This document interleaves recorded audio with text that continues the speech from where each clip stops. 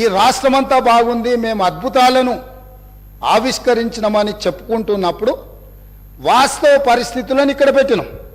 ఈ వాస్తవ పరిస్థితులు కొంతమందికి చేదుగా ఉండొచ్చు, కొంతమందికి కళ్ళు తెరిపించే విధంగా ఉండొచ్చు, ఇంకొంతమందికి ఉన్న పరిస్థితులను అర్థం చేసుకొని పకడ్బందీ భవిష్యత్తు ప్రణాళికలను మనం నిర్ణయించుకొని ముందుకు వెళ్ళడానికి ఉపయోగపడుతుందని ఇంకొంతమందికి ఉండొచ్చు. మా ఉద్దేశం, మా ప్రభుత్వం ఉద్దేశం, ప్రజలు అన్ని గుర్తించింది కాబట్టే 10 సంవత్సరాల తర్వాత వాళ్ళని అధికారంలో నుంచి ప్రతిపక్షానికి పంపించిండ్రు, మాకు అధికారాన్ని ఇచ్చిండ్రు. అధికారం ఇచ్చిన 10వ రోజే ఎందుకు ఈరోజు ప్రజల ముందు ఈ వాస్తవాలన్నీ పెడుతున్నాము? ప్రజలకు నిజాలు చెప్పి మనకున్న పరిస్థితిని వివరించి కష్టమైన ఈ ప్రభుత్వం నిస్సహాయులకు సహాయాన్ని అందిస్తుంది, అర్హులైన వాళ్ళకు అవకాశాలు ఇస్తుంది, మీకు అండగా నిలబడుతుంది అని చెప్పడానికి ప్రభుత్వం ప్రయత్నం చేస్తుంది అధ్యక్ష. ఇందులో ఎవరు వ్యక్తిగతంగా తీసుకోవాల్సిన అవసరం లేదు అధ్యక్ష. దీంట్లో ఏముంది? మేము ఈ మొత్తం నివేదికలో ఎక్కడైనా 42 పేజీల నివేదికలో ఎవరినైనా నిందించినట్టు కానీ ఎవరినైనా వ్యక్తిగతంగా దూషించినట్టు కానీ ఇక్కడ నివేదికలు ఉన్నాయి అధ్యక్ష. మాజీ మంత్రి గారు మాట్లాడతారు పక్క రాష్ట్రాల నుంచి, పక్క రాష్ట్రంలో పనిచేసిన నుంచి సమాచారం సేకరించిందని. ఇదేనా పద్ధతి అధ్యక్ష? 10 సంవత్సరాల నుంచి తెలంగాణ నిర్మాణం కోసం అహర్నిశలు కష్టపడి పనిచేసిన మన రాష్ట్ర అధికారులను ఈ రకంగా అవమానించడం కరెక్టా అధ్యక్ష?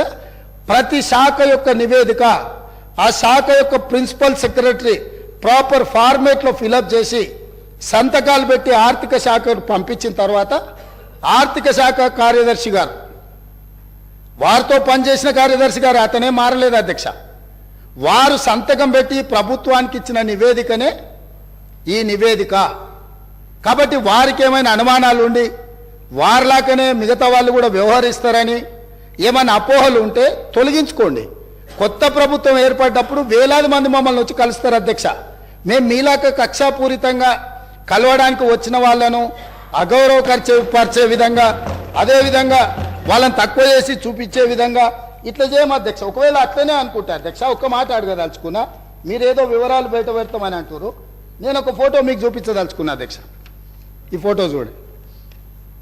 వీరు ఇక్కడ పక్కన ఉన్నాయన డాక్టర్ వైఎస్ రాజశేఖర రెడ్డి గారు కీర్తిశేషులు. ఈ పక్కన ఉన్నది ఎవరో మీకు తెలుసు కదా అధ్యక్ష. వీరు ఆ రోజు స్వయంగా వెళ్ళి ఆనాటి ముఖ్యమంత్రి గారిని వ్యక్తిగతంగా కలిసి వాళ్ళ మధ్యలో ఏం చర్చ జరిగిందని నేను వివరాలలో జోలికి వెళ్ళదలుచుకోలేదు అధ్యక్ష. ఈరోజు నన్ను ఎవరైనా ముఖ్యమంత్రిగా ఈ రాష్ట్రానికి బాధ్యత తీసుకున్న తర్వాత ఎన్నో రకాల సంస్థలు, వ్యవస్థలు, వ్యక్తులు వాళ్ళు మమ్మల్ని వచ్చి కలుస్తారు, అది మర్యాదపూర్వకంగా కలుస్తారు. మేము కూడా ప్రధానమంత్రి గారిని కలవాలని, ఈ దేశ ప్రధానమంత్రిని కలవడం ముఖ్యమంత్రిగా నా మంత్రివర్గ సహచరుల యొక్క బాధ్యత అని చెప్పి ఈ రాష్ట్రం నుంచి కేంద్రంలో మంత్రిగా వ్యవహరిస్తున్న కిషన్ రెడ్డి గారికి నేనే స్వయంగా ఫోన్ చేసిన. సిద్ధాంతపరంగా మేము భారతీయ జనతా పార్టీని విభేదిస్తాం, కానీ రాష్ట్ర ముఖ్యమంత్రిగా నా కర్తవ్యము నా రాష్ట్రానికి, మన రాష్ట్రానికి కావాల్సిన నిధులను తెచ్చుకోవాలన్నప్పుడు రాష్ట్ర కేంద్ర ప్రభుత్వాల మధ్యన సత్సంబంధాలు ఉండాలి అని మేమే ఒక అడుగు ముందుకేసి కేంద్ర మంత్రి కిషన్ రెడ్డి గారికి నేను స్వయంగా ఫోన్ చేసిన. మీరు ఒకసారి ప్రధానమంత్రి గారితో మాట్లాడండి, మనం వెళ్ళి కలుద్దాము, మనకు రాష్ట్రానికి సంబంధించిన ఏమైనా నిధులు తెచ్చుకునేది ఉంటే డెఫినెట్గా చేద్దామని. ఎందుకు? మేము బేసిజాలకు పోదలుచుకోలేదు. స్వార్థపరమైన రాజకీయ ప్రయోజనాలని ప్రభుత్వం ఆశించడం లేదు. తాత్కాలికమైన లాభాల కోసము మేము ఎలాంటి దుందుడుకు చర్యలకు మేము పాల్పడదలుచుకోలేదు అధ్యక్ష. అందుకే ఈరోజు మీరందరూ, మనమందరం ఈ సభలో చర్చ ఇదే కాకుండా విద్యుత్ శాఖకు సంబంధించి మా సాగునీటి పారుదల శాఖ మంత్రి గారు కూడా ఈ సమావేశాలలోనే శ్వేతపత్రాలు విడుదల చేయదలుచుకున్నాం. ఎక్కడైనా ఎప్పుడైనా ఎవరైనా కొత్తగా బాధ్యతలు చేపట్టినప్పుడు మనకున్న పరిస్థితులను ప్రజలకు వివరించడం ద్వారా, వాళ్ళ నమ్మకాన్ని, విశ్వాసాన్ని చురగొనడం ద్వారా, ప్రతిపక్షాల వైపు నుంచి సహకారం, సలహాలు, సూచనలు తీసుకోవడం ద్వారా బలమైన రాష్ట్రంగా నిర్మించాలనేదే మా ఉద్దేశము. కాబట్టి ఇప్పటికైనా గతంలో చేసిన తప్పులనే మళ్ళీ మేము వితండవాదంతో మీ మీద దాడులు చేస్తామనే విధానాన్ని ప్రతిపక్ష పార్టీ వదులుకోవాలి. వాళ్ళకి ఏమైనా బాధ ఉండొచ్చు, ఇక్కడి నుంచి అక్కడికి వెళ్ళినప్పుడు సహజంగా ఉంటుంది, దుఃఖం కూడా ఉంటుంది. కొంతమందికి జీవితంలో నెరవేరని కోరికలు ఉంటాయి. తండ్రిని కూడా అడ్డు తొలగించుకొని కుర్చీలో కూర్చోవాలనేటోళ్ళు కూడా ఉంటారు. ఔరంగజేబ్ స్టోరీలు ఇవన్నీ మనం చూసినాం కదా అధ్యక్ష చరిత్రలో. సో వీటన్నిటిని దృష్టిలో పెట్టుకొని వాళ్ళ కుటుంబంలో ఉండే తగాదాలను తీసుకొచ్చి సభలో ప్రస్తావించడం ద్వారా సభ యొక్క ఔన్నత్యాన్ని గౌరవాన్ని తగ్గించే విధంగా వ్యవహరించొద్దు. ఈ ప్రభుత్వం జిమ్మెదారితో ఇక్కడ ఉన్నది. ఈ ప్రభుత్వం జిమ్మెదారితో ఇచ్చిన మాటను నిలబెట్టుకుంటుంది. ఈ ప్రభుత్వం సహేతుకమైన సలహాలు సూచనలు ప్రతిపక్షాలు ఇచ్చినప్పుడు తప్పకుండా స్వీకరిస్తుంది. మిత్రుడు అక్బరుద్దీన్ ఓవైసీ గారు ఏవైతే అంశాలను లేవనెత్తిండో చాలా విషయాలు వాళ్ళు లేవనెత్తిండ్రు, మా అధికారులు నోట్ చేసుకున్నారు. తప్పకుండా ఆ అంశాలను అన్నిటిని కూడా మేము పరిగణలోకి తీసుకుంటాం, పరిష్కరిస్తాం. మేము ఓపెన్గా మేము సెక్రటేరియట్లోనే ప్రజలకు తెరిచినాం. ఈ రాష్ట్రాన్ని ప్రజలు, ఈ రాష్ట్రంలో ప్రభుత్వాన్ని ఎన్నుకున్నది సచివాలయం నుంచి ప్రజలకు సుపరిపాలన అందించడానికి. అందుకే అక్కడ మంత్రులను కూర్చోబెట్టినాం. మంత్రులను వచ్చి ప్రజలు కలిసేటట్టు, ప్రజా సంఘాలు వాళ్ళ నివేదికలు ఇచ్చేటట్టు, వాళ్ళ పెండింగ్ సమస్యల్ని చర్చించడానికి ప్రగతి భవన్నే కాదు ఇవాళ ప్రజాభవన్గా మార్చినాం. సచివాలయాన్ని ప్రజలకు అందుబాటులోకి తీసుకొచ్చినాం.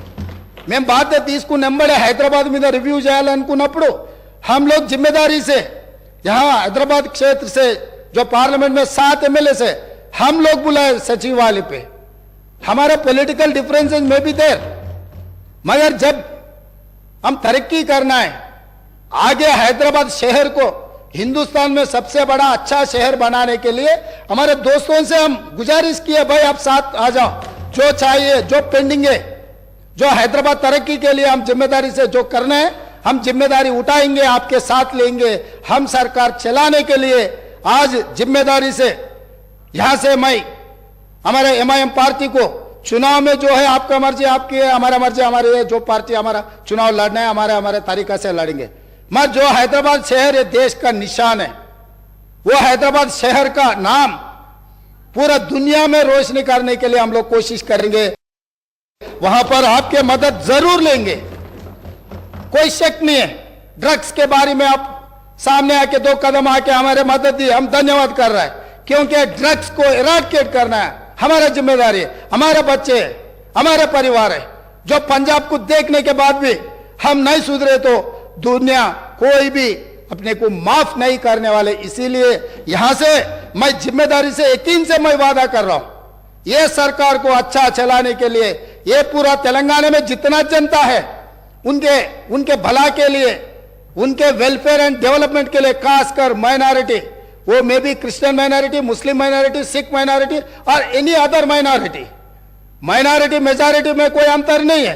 माइनॉरिटी के जो फंडामेंटल राइट्स हम बचाए, हम सेक्युलर फैब्रिक है. ये सेक्युलर फैब्रिक बचाने के लिए ये देश में कुर्बानी की है महात्मा गांधी जी ने, इस देश में कुर्बानी की है, शहीद हुए इंदिरा गांधी जी ने, इस देश में शहीद हुए राजीव गांधी जी ने, इस देश में सोनिया गांधी जी और राहुल गांधी जी ने पदवी त्याग किए. कभी प्रधानमंत्री राष्ट्रपति मौका मिले तो भी दूसरों को, जो जिम्मेदारी लोगों को, वो कुर्सी पे बिठाए.